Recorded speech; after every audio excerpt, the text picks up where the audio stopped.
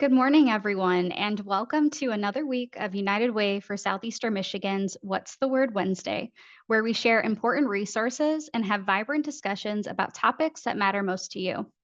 My name is Shayla Zimmerman, and today we are celebrating Disability Pride Month as we honor the historical legacies and contributions of people with disabilities while acknowledging their unique experiences and identities.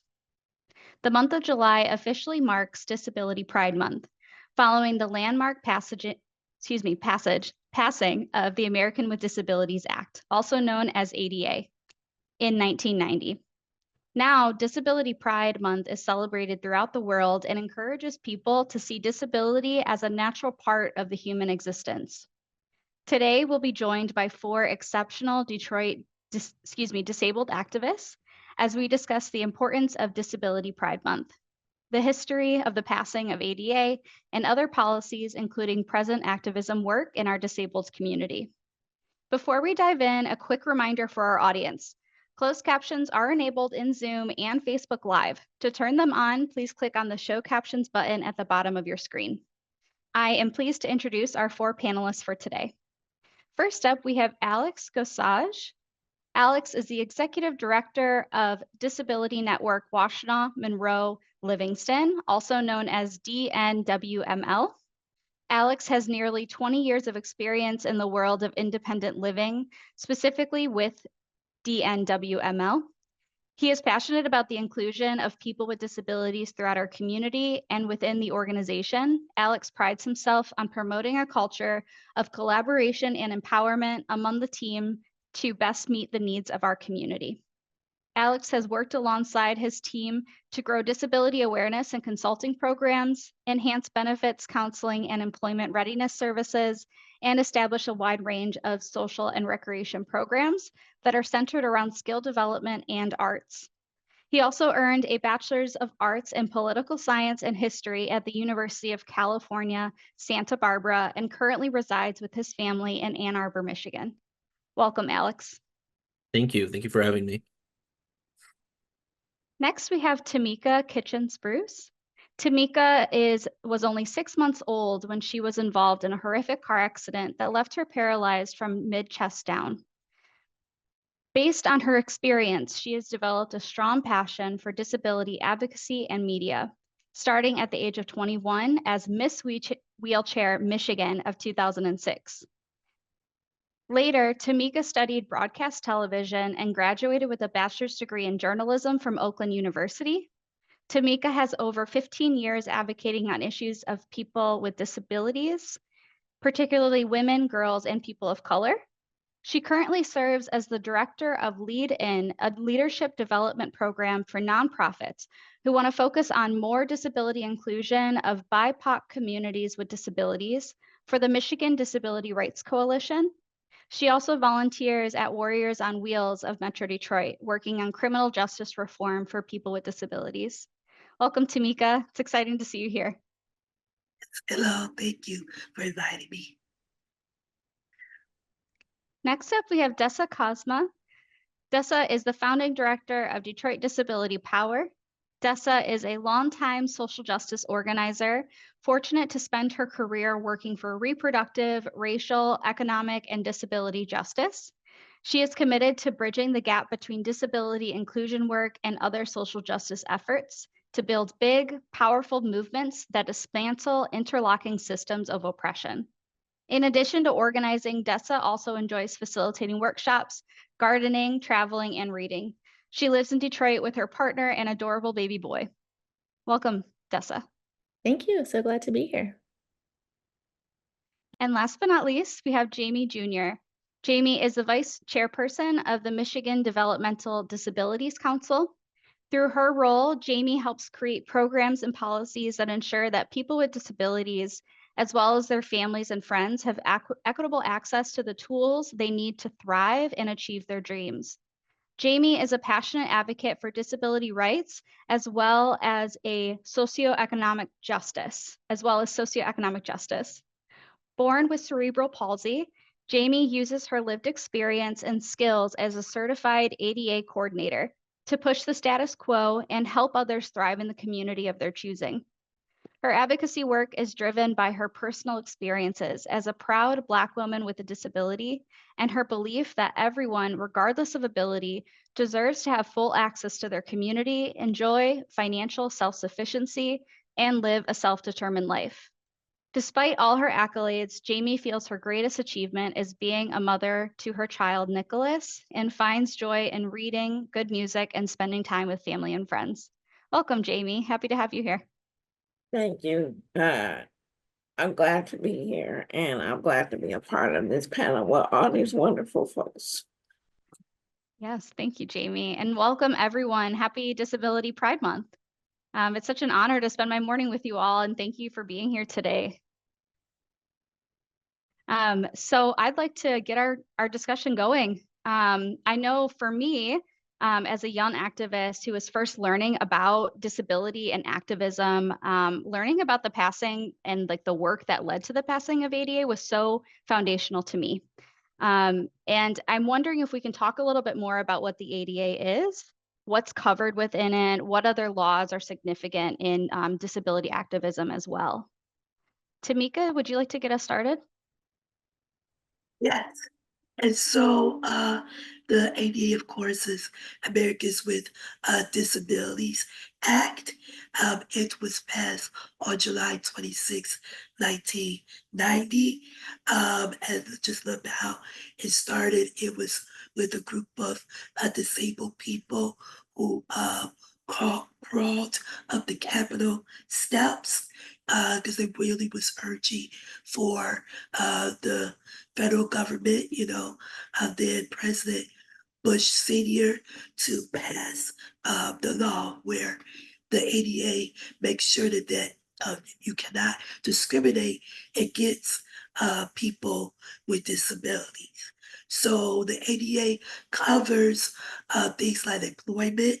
So you can't discriminate people based on disability when it comes to employment, public accommodations, public space, transportation. Also, it covers communication, so websites and such, and also access to local governments. And so yeah, that's just kind of what summarizes it in a nutshell. And then also want to know that the disabilities cover anything that affects a major part of a person's life.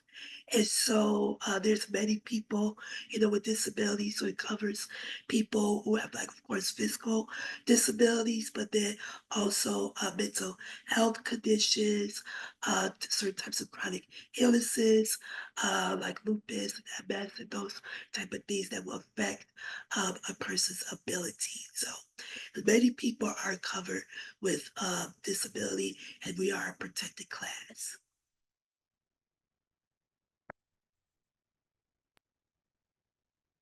This is Dessa, and I just want to follow up with Tameka's excellent summary with the fact that the ADA is civil rights legislation. And so it's really important to remember that. I think sometimes folks get confused about some of the laws that make sure that the built environment is accessible for people with disabilities, and the ADA can have an impact on that, but there are other pieces of legislation that came before and after the ADA that really impact the way things are built. Whether or not someone like me who's a wheelchair user can get in and out of a building isn't necessarily an ADA situation. It could be a Rehab Act enforced piece of legislation.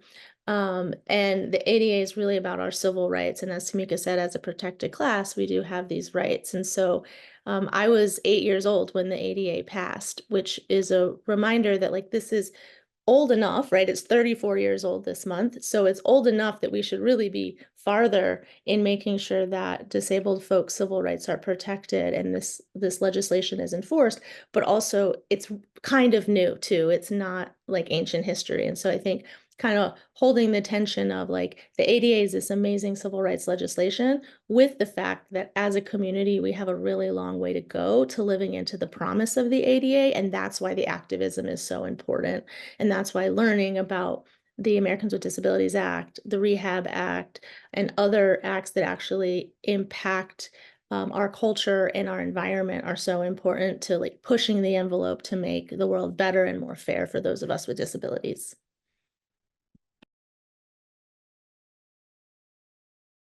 Absolutely. Thank you, Dessa and Tameka.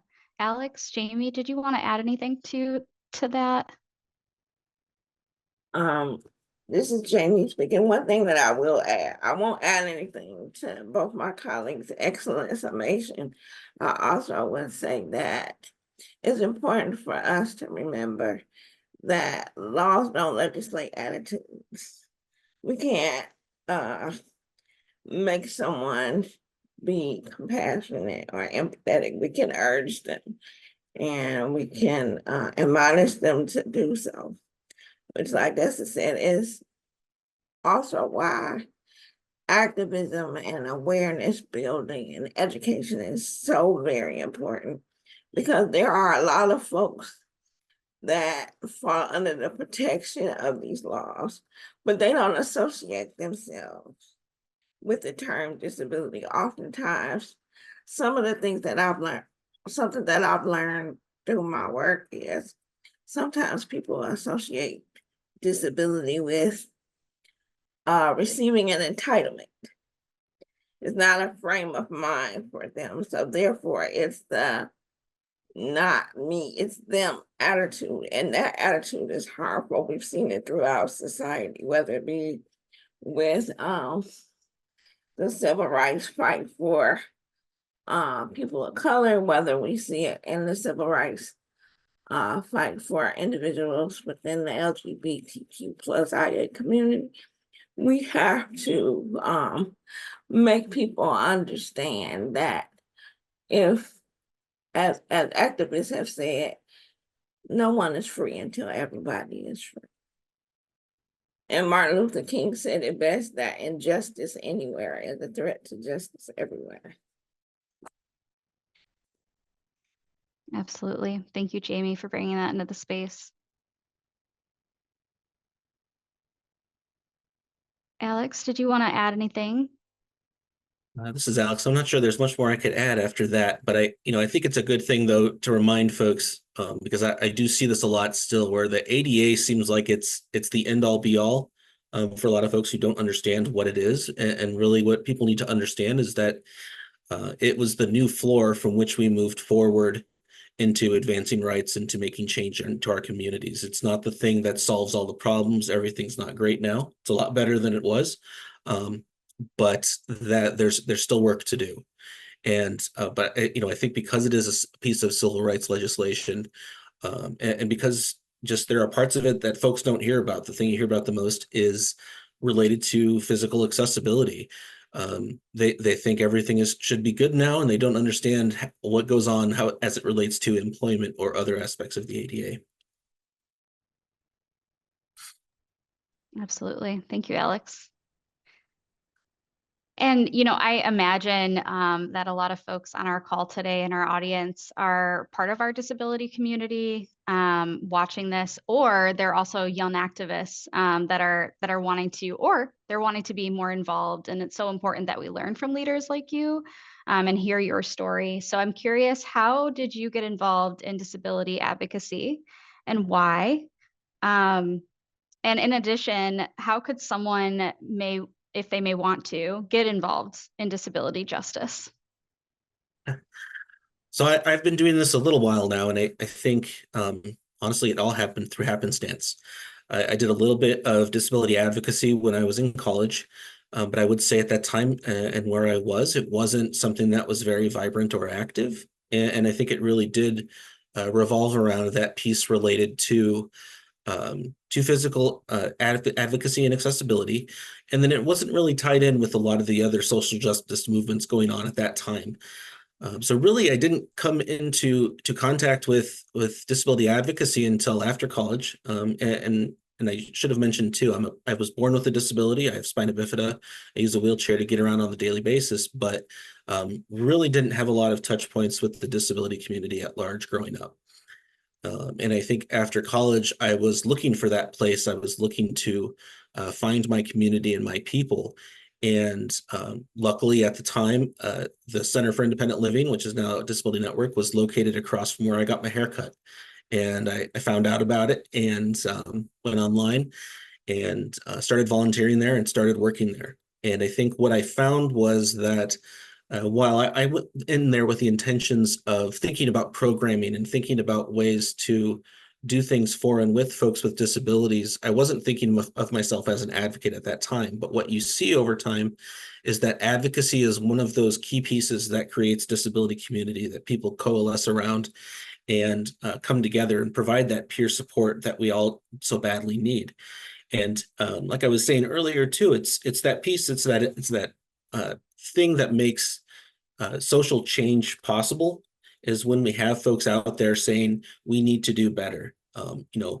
People with disabilities should be able to live in the communities independently. They shouldn't be stuck away in nursing facilities.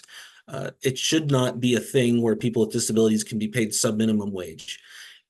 So many different things are happening all of the time, and you really just kind of fall into it. I think if I had advice for anybody, it's really to just go out there, get connected through social media, where people with disabilities are incredibly active on Facebook, TikTok, all of those things. I have to admit, I'm a bit older now, and I don't use some of the social media besides Facebook, but I do know that there's a vibrant disability community out there talking about the situations and experiences that they have on a regular basis. So connect with those folks, find out what's going on, and just look around in your communities and see what groups are popping up.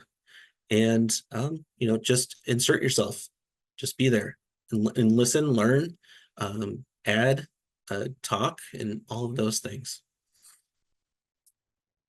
Thank you, Alex. I think Alice Wan was the person that said the revolution will happen in bed, right? And I love that piece of connecting through social media and online.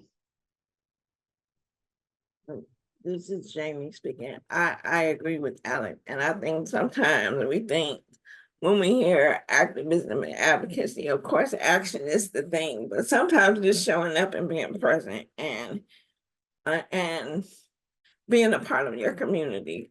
So often, I've run into the sentiment as I'm advocating is, oh, it's just a small, we're not going to change everything for a couple people. But as we talked about with the ADA and all the civil rights act, law legislations that exist, there are so many of us in the world that have a disability, whether we disclose it or not. And it's important that we work to create a world that people have access to what they need, regardless of whether or not they choose to disclose, because it is a choice. And we should be cognizant that we have community. I often, growing up, I'm a child of the 80s and 90s, so I've heard many iterations of disability, physically challenged, all these other words that we use to describe. But when we think about the fact that the word disability is not a bad word, it's the word that connects us to each other, it's the word that connects us to our rights and our history and our ancestors that did the capital crawl, that fought for rights, that marched. It's important that we accept who we are, and in doing so, we are actually advocating and being activists just by simply accepting every single part of ourselves. I love that, Jaime. If I just want to second, everything that Jaime and Alex said, that, that it's so important not to be afraid to speak up, for yourself, to advocate for yourself. I know I had to, like all my life, had to advocate, for myself, to voice my opinion and what I want, and it really started for me, like personal advocacy. I started when I was 12. I was placed in special education half of the day, which I was classified as POI, which means physically or otherwise health impaired. And so, but I really wanted to be in the mainstream, class with my peers full time. So, I advocated for myself to do that. And, I took a test and I was able to be placed. And, I'm really happy that I was able to, you know, I just really wanted to do that when I was 12, but when I look back as an adult, like really how important that was because, due to that, I was able to go to college and compared to some of my peers who were also physically disabled, but who were older than me, and that they had to stay in that classification. They weren't able to go to college because it was too hard for them, as such, because you were, taught at a much lower, grade level. And so just, use that as an example to not be afraid, again, to advocate for yourself, join a community and voice your opinions and what you want out of life because you deserve it just like, everyone else. This is Dessa. I totally agree. And I think part of my experience as a disabled person doing social justice activism is that for a long time, it seems like there's been all these social justice movements over here and then like disability stuff over here. It hasn't been well integrated. And that's frankly just due to ableism, which is the systemic discrimination of disabled people. And so, as we've been talking about the ADA civil rights legislation and we've been talking about organizing and advocacy, I think that shows that we are a group of people who are trying to build power and gain access to things through advocacy in the political process. And yet, so much of the mainstream American culture understands disability to be this pitiable thing, this group of people who need charity. And in fact, what we need is agency and power. If we're really going to change our circumstance, we don't need people giving us pity and charity. We need to be voting. We, as a block of people who care about things like accessible transit and accessible affordable housing, and good education and jobs that are inclusive of us, And so when I, like Alex, as a person who has always been disabled and who didn't have community of other disabled people growing up, I found this great community in social justice land of people who had ideas about making the world fair.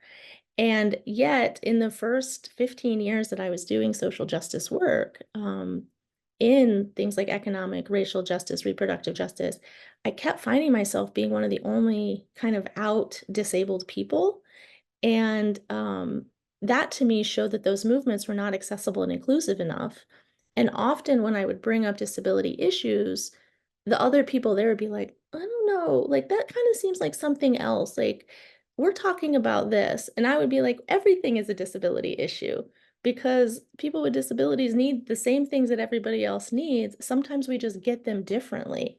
And so one of the reasons I started Detroit Disability Power really was to bridge this divide between the social justice work that I saw happening and the disability specific work that I saw happening. And everyone on this call is doing the same thing. Like this is not like a Dessa unique idea. But I think we could also all agree that we have a long way to go to getting these other social justice movements to really understand that disabled people and the disability community and disability justice are really important considerations and priorities for whatever their movement is focusing on, because disabled people are part of every group on earth. And as Jaime said, there's a ton of us. So if you're trying to build power, let's just say in the LGBTQ community, and you're leaving out disability, you're missing some of your people. And that means that your movement can't be as strong or effective. Agreed so much. Thank you for that. This is Jaime speaking again. So that's one of the reasons why the work that Tameka does with Lead In and the work that all of us do, even the Developmental Disability Council, because we intentionally and strategically align ourselves with organizations that are not quote unquote disability organizations or historically have not been disability friendly when in fact they have been. And a lot of times it's about educating people and showing people that when you provide alternative access, you are in fact walking the path of being disability friendly. We just need to expand upon that idea, right? Within the the DD Council, we talked about something as simple as language access, making sure that people don't need a dictionary to be involved or to understand. You know, myself included, I'm guilty as the next person, but we use these huge words to explain very simple ideas. And then we miss people that are right there in the fight with us.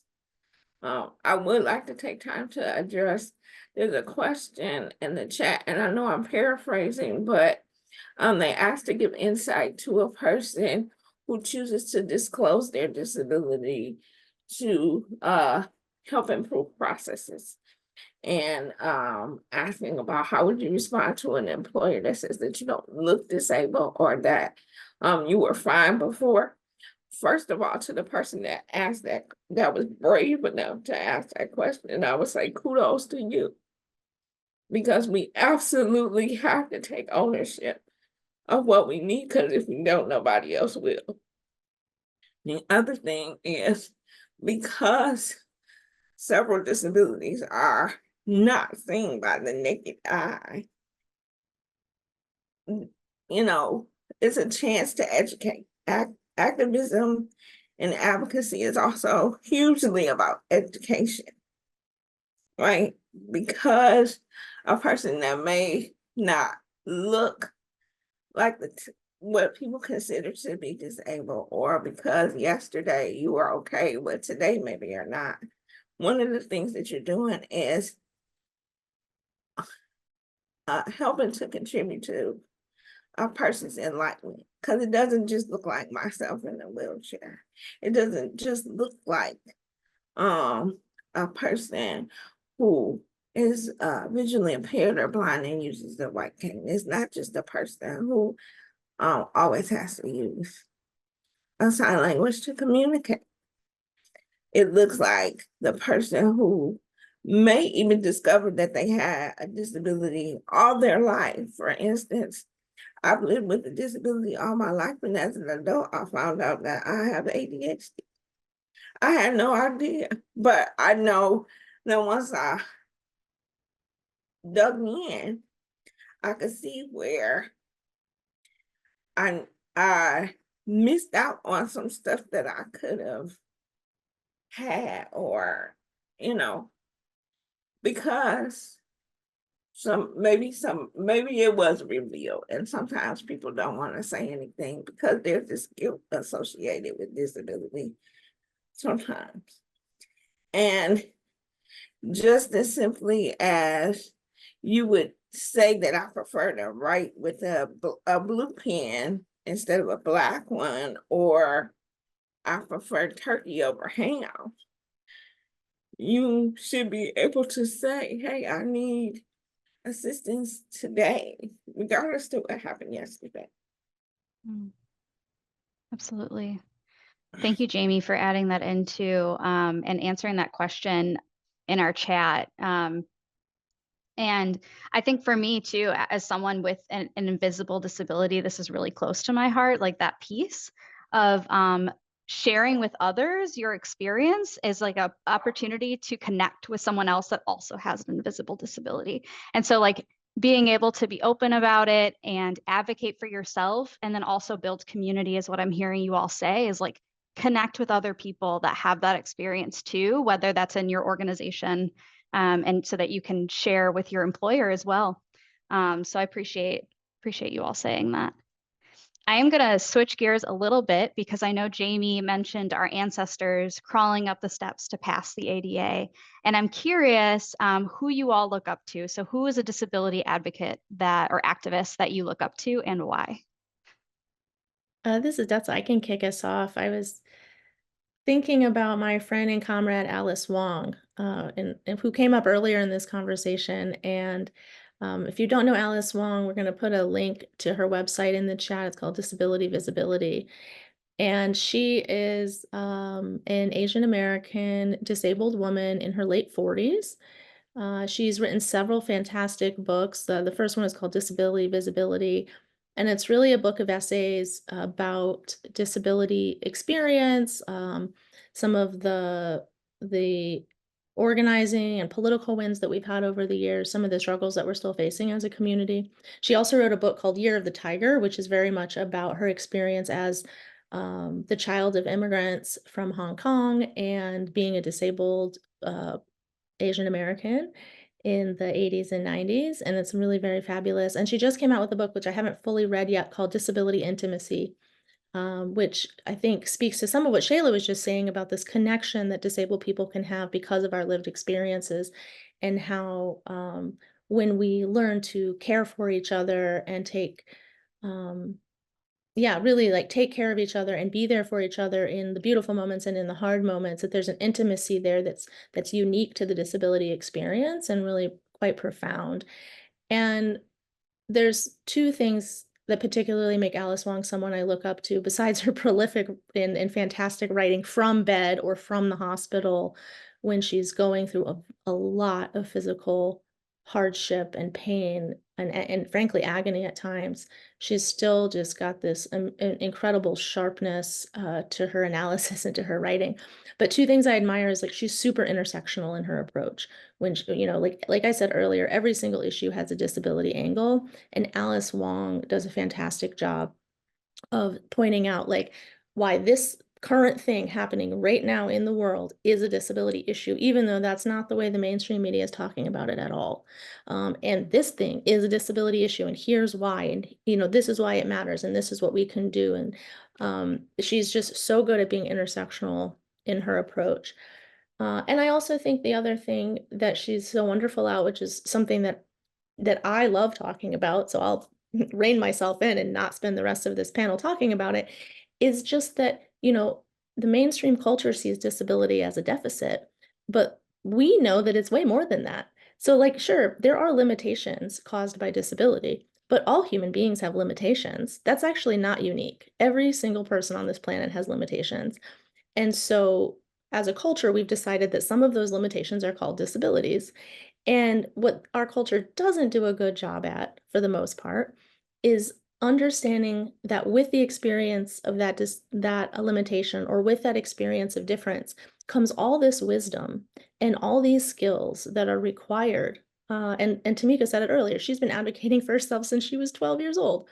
And probably she was doing it before that. And so were the rest of us, because we had to. So when you have to advocate for yourself, just to go to the grocery store, when you have to plan ahead and improvise and be flexible and creatively problem solve and be tenacious every single day just to do something like go to the grocery store, that's a lot of skills. That's a lot of insight and perspective that's incredibly valuable.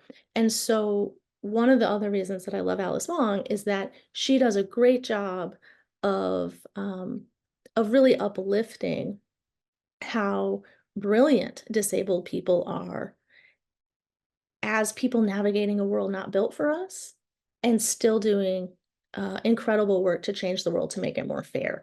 And so all the shout outs to Alice as one of my heroes. Thank you for bringing Alice into this space, Dessa. So I can mention two people. So the first person is Brad Lomax.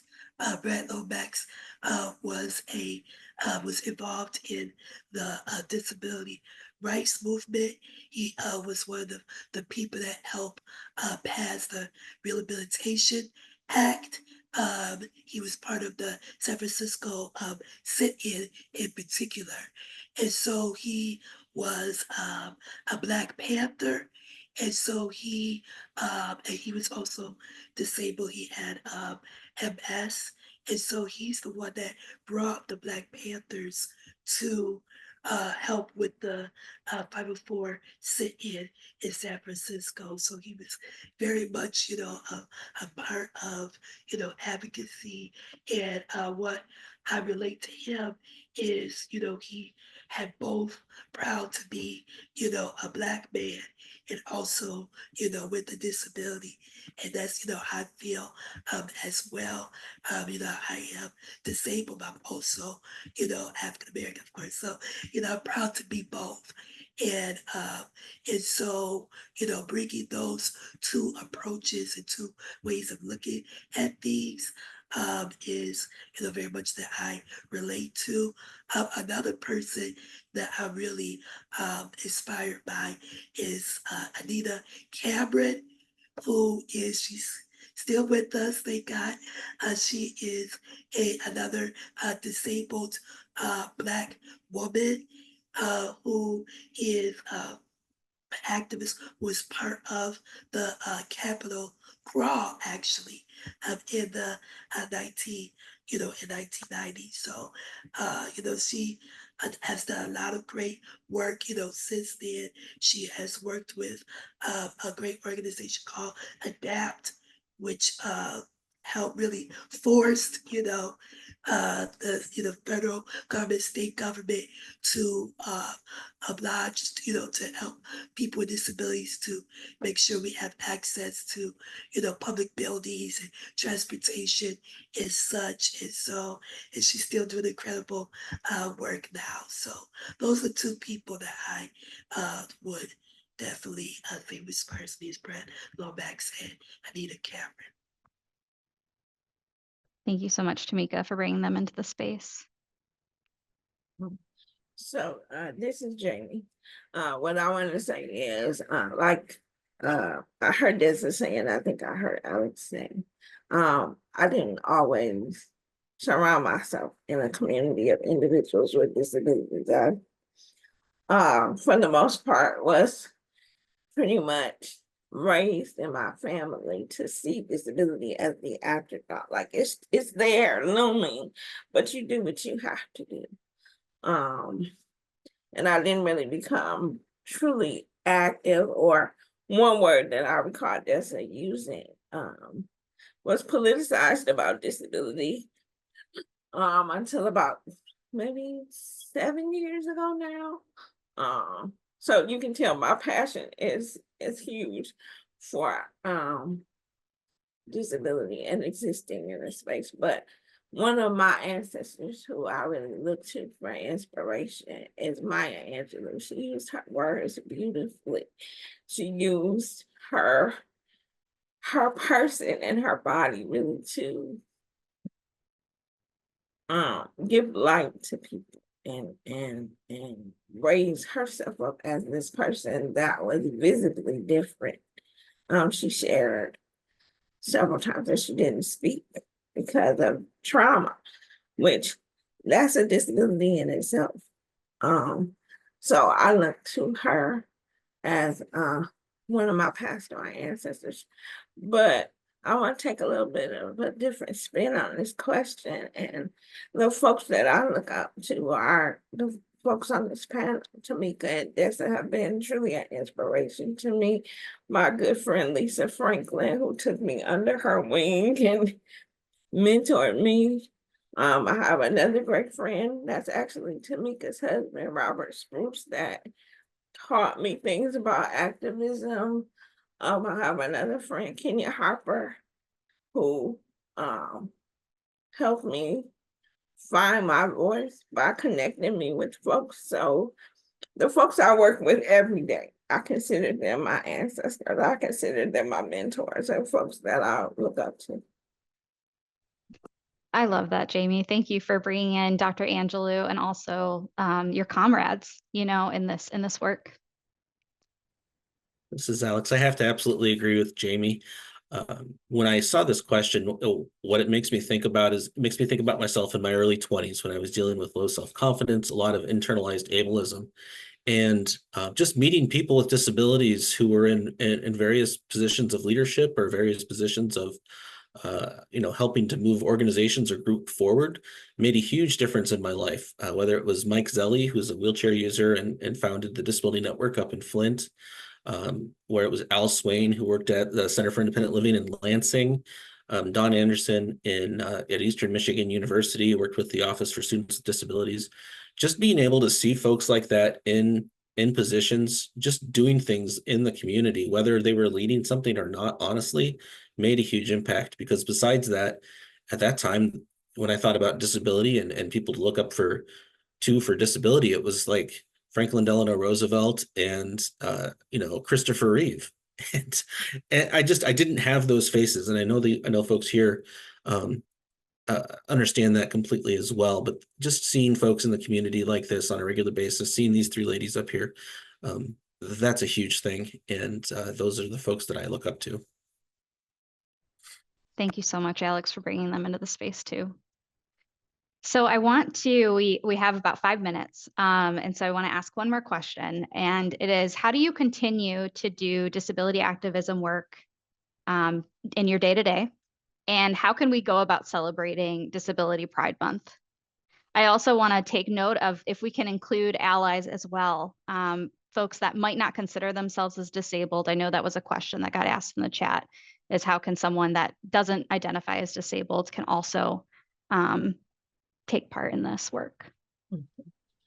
So how do I engage in work? Currently, I don't work full-time in a disability organization like my comrades here, but I vote. So that's a way that you can be active in your community, because you're telling people what you want, and not just vote at the ballot box, but we vote every day with our dollars, right? If we know of businesses and organizations that are inclusive of all people, we should be celebrating them and patronizing them. In terms of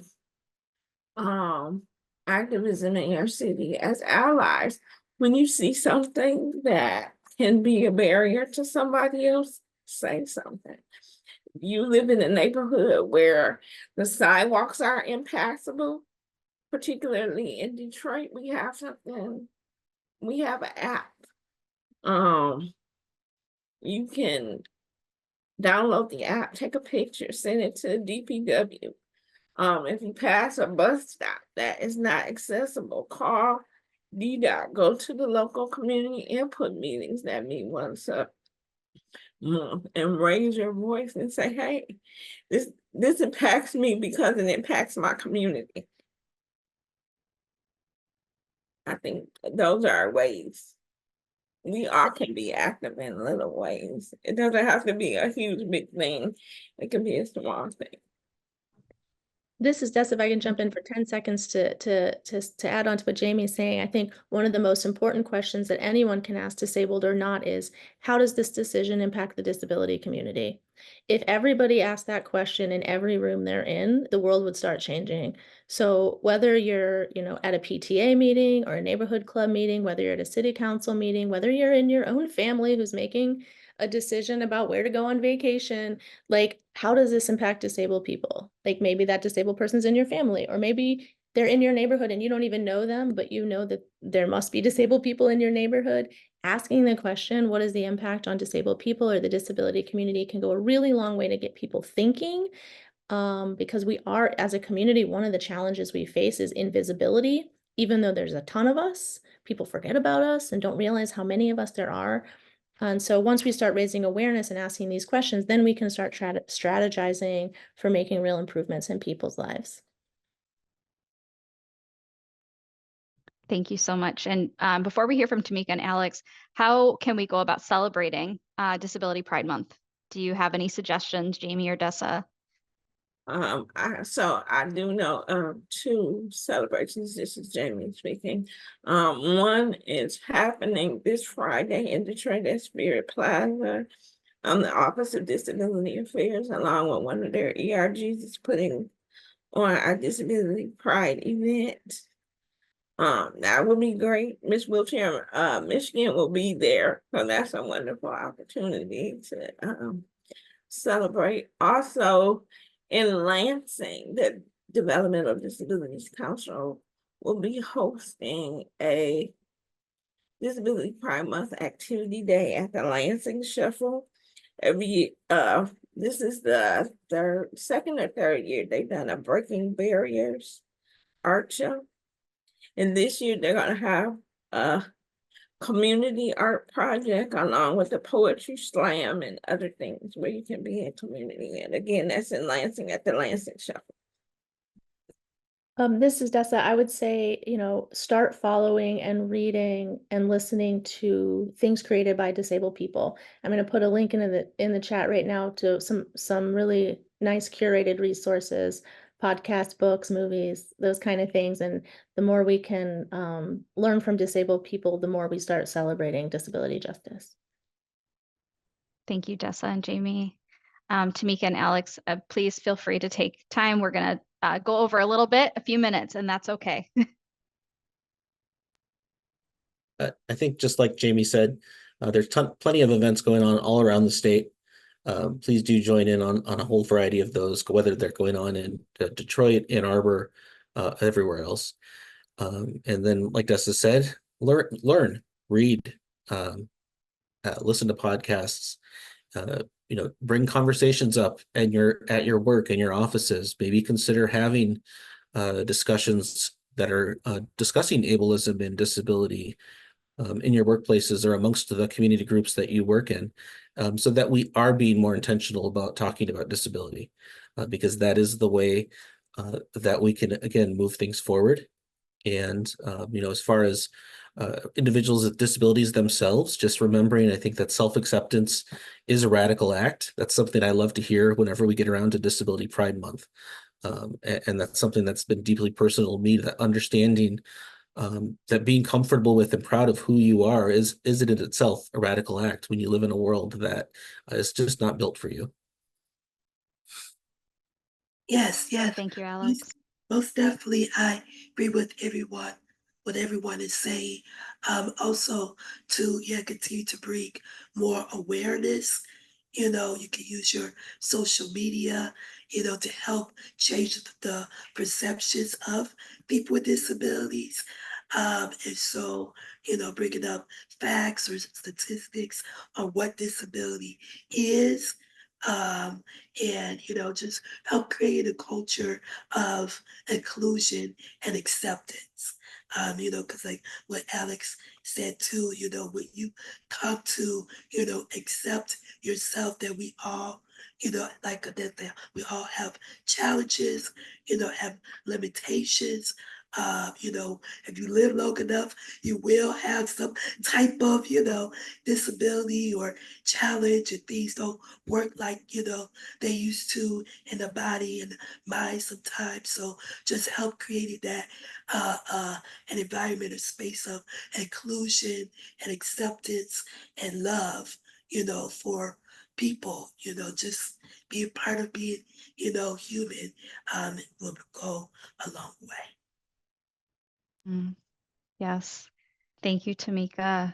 Thank you all for being here with me today, this morning, and honestly nurturing us in this space and doing incredible work in the disability activism space. Thank you all.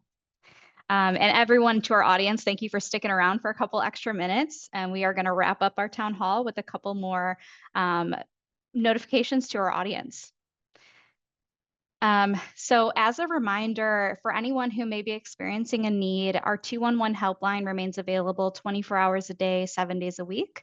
This includes resources like food, utility assistance, and so much more. We always maintain a running list of available services in the community and can connect you to the support that you need. You can also look up resources in your area by using our 211 resource database at unitedwaysem.org/211. Would you like to support your local students returning to school this fall while also getting active? Join us for the Run United virtual marathon between August 12th to September 13th as we run, walk, or roll 26.2 miles while raising funds for students this fall. Run United is open to all ages and abilities.